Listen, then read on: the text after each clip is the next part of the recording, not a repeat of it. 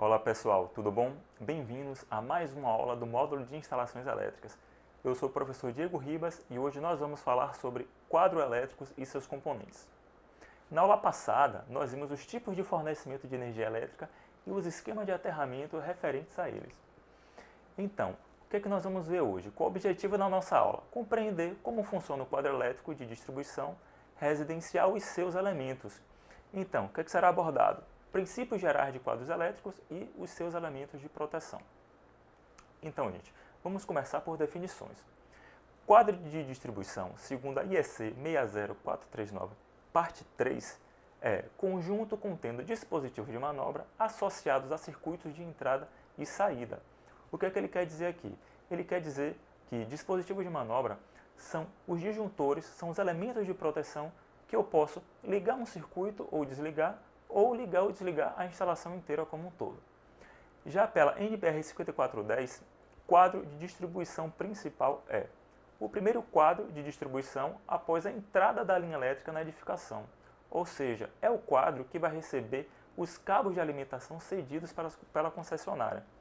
Perceba que nós temos duas definições que elas não se contrapõem, elas são complementares umas às outras. Para a gente seguir no nosso estudo, no nosso conhecimento, nós precisamos saber a simbologia de quadros elétricos. Nós temos basicamente dois tipos de quadros elétricos. O quadro parcial, que é o quadro totalmente pintado, em projeto, e o quadro geral, que é o quadro meio pintado. Percebam que eles podem ser embutido ou de sobrepor. Pela figura é fácil a gente conseguir perceber que o de embutido, a figura mostra o quadro dentro de uma parede, e o de sobrepor, ele fora da parede. Então, gente, quais são as especificações para os quadros elétricos? Então, os quadros de distribuição devem ser instalados em locais de fácil acesso. Por que de fácil acesso? No decorrer de um sinistro, de um incêndio ou de qualquer problema que possa acontecer com a instalação elétrica, se ele for de fácil acesso, é fácil eu conseguir desarmar um circuito ou um conjunto de circuitos para impedir a passagem de corrente e diminuir o dano causado. E eles devem ser providos de identificação do lado externo, legível e não facilmente removível. Essa identificação é uma referência entre disjuntores e os cabos que esses disjuntores estão protegendo e fala também sobre o IDR, que é o interruptor diferencial residual, que é o componente do circuito responsável por evitar que pessoas e animais tomem choques elétricos. Tem essa especificação também. Todos os componentes de um circuito devem ser identificados, de tal forma que a correspondência entre componente e circuito possa ser reconhecida. Por exemplo, a norma quer que dentro de um quadro todos os disjuntores sejam reconhecidos pelo aparelho que estão protegendo. Por exemplo, se eu tenho um conjunto de tomadas numa cozinha, eu tenho que ter do lado do disjuntor uma placa dizendo que esse disjuntor está protegendo a alimentação de um conjunto de tomadas dessa cozinha. E isso para todos os disjuntores contidos dentro do quadro. Então, aí nós temos um exemplo de quadro elétrico. O que eu quero que vocês atentem, principalmente, é que eu tenho aí duas fases e um neutro. Quer dizer que é uma instalação bifásica. E nós temos o aterramento chegando também. O aterramento que nós vimos lá na aula passada, os diferentes tipos de aterramento. Então, atente-se para o seguinte. Nós temos 4 cabos chegando no nosso quadro e esses quadros chegam em barramentos. E desses barramentos é que eles distribuem os cabos para toda a instalação. Notem também que os cabos fase eles chegam no DTM, que é o disjuntor termomagnético, e que o neutro é ligado no IDR, que é o interruptor diferencial residual. As fases também chegam no IDR antes de irem para o barramento de fase, certo? Atentem também que os circuitos estão muito bem divididos entre os dois barramentos. Vamos seguindo. Antes da gente continuar a falar de quadro elétrico, dos componentes dele, nós temos que entender como é que é feita essa divisão de circuitos. Nós sabemos que para cada circuito nós temos que ter um disjuntor protegendo esse circuito.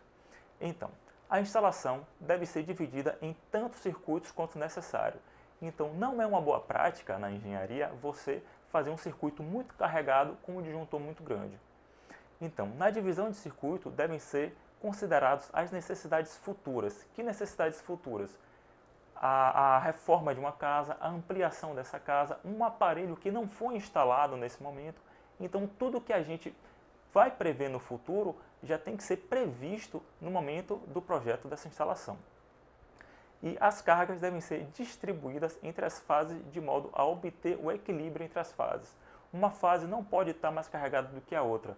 Se uma fase estiver mais carregada do que a outra, nós vamos ter algum problema na tensão dos aparelhos em que as fases estão alimentando.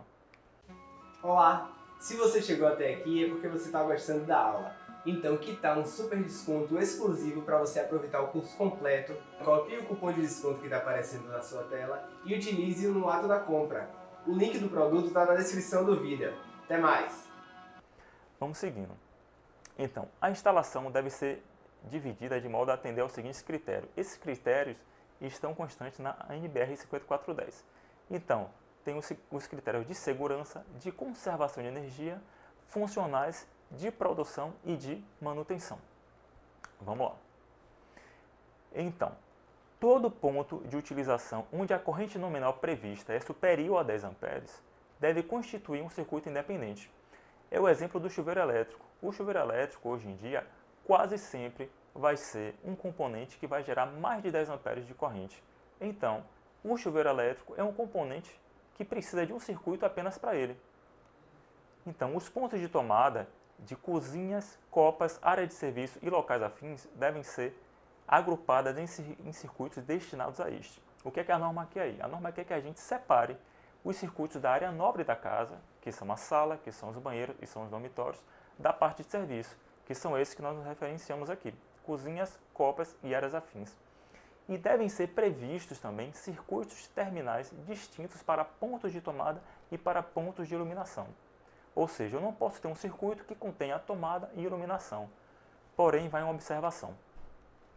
Em locais de habitação, abre-se uma exceção para pontos de iluminação e tomadas em um único circuito.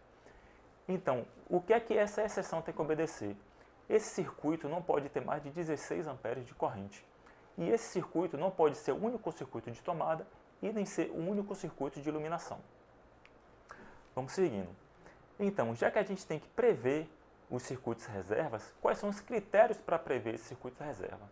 Se a minha instalação tiver até 6 circuitos, nós vamos prever 2 circuitos reservas. De 7 a 12 circuitos, 3 reservas. De 13 a 30 circuitos, 4 reservas. Mais de 30 circuitos, nós vamos ter 0,15 vezes a quantidade de circuitos nessa instalação. Vamos falar agora, gente, dos elementos de proteção. Vamos começar falando de fusíveis e disjuntores. Eles são dispositivos capazes de prover simultaneamente proteção contra a corrente de sobrecarga e contra a corrente de curto-circuito. No entanto, em instalações elétricas residenciais, o fusível foi praticamente abolido, porque no momento em que de uma sobrecarga, no momento de uma sobretensão, o fusível ele vai queimar, ele vai precisar ser substituído, enquanto o disjuntor ele apenas precisa ser religado. E falando em disjuntores, ele funciona com 2 disparos diferentes. Ele tem o disparo magnético e ele tem o disparo térmico. Por isso que ele é chamado de disjuntor termomagnético. Então, se nós tivermos um curto-circuito, ou seja, uma corrente muito alta, num período de tempo muito pequeno, vai ter a atuação magnética. Se houver uma sobrecarga, ou seja, uma corrente acima da corrente nominal do disjuntor, ele vai deformar a lâmina bimetálica dele, devido ao efeito térmico, e ele vai desarmar o circuito. Então, para a seleção de disjuntores, a gente tem uma relação muito simples. A corrente nominal do disjuntor tem que ser maior do que a corrente que eu calculei para o meu circuito e tem que ser menor do que a capacidade de condução de corrente do meu cabo que está alimentando esse circuito. Então, dispositivos DR, como eu falei anteriormente, tem a função de proteger pessoas e animais contra choques elétricos. Eles podem vir como IDR ou como DDR. O IDR é um interruptor diferencial residual. E o DDR é o disjuntor diferencial residual. O DDR ele acumula a função de IDR e de disjuntor. Ele tem uma dupla função. Então, gente, os dispositivos DR eles são obrigatórios numa instalação elétrica residencial. Então, a sua obrigatoriedade se dá quando? Em circuitos que sirvam a pontos de utilização em áreas molhadas ou áreas sujeitas à lavagem. Por quê? Porque o corpo humano, quando ele está molhado, ele fica mais suscetível à passagem de corrente elétrica. Então, em circuitos que sirvam a ponto de utilização em áreas externas da edificação, porque as áreas externas da edificação estão sujeitas à chuva, logo está sujeito à molhagem também. E circuito de tomada que possam vir a alimentar equipamentos externos à edificação. Então, o ponto de tomada pode estar até dentro da edificação, mas se ele estiver alimentando algum aparelho que esteja do lado externo, esse circuito também precisa ser protegido por DR. Porém, tem uma observação aí. Admite-se a exclusão do IDR e DDR em circuitos com pontos de luz situados a alturas iguais ou superiores a 2,50 m. A norma entende que não vai ter contato humano com esses pontos de luz a essa altura. Então, o IDR e os DDRs devem ter sensibilidades menor ou igual a 30 mA, que é uma corrente que não vai trazer malefícios ao corpo humano. Então aqui, gente, nós temos dois quadros elétricos mostrando diferentes disposições do dispositivo DR.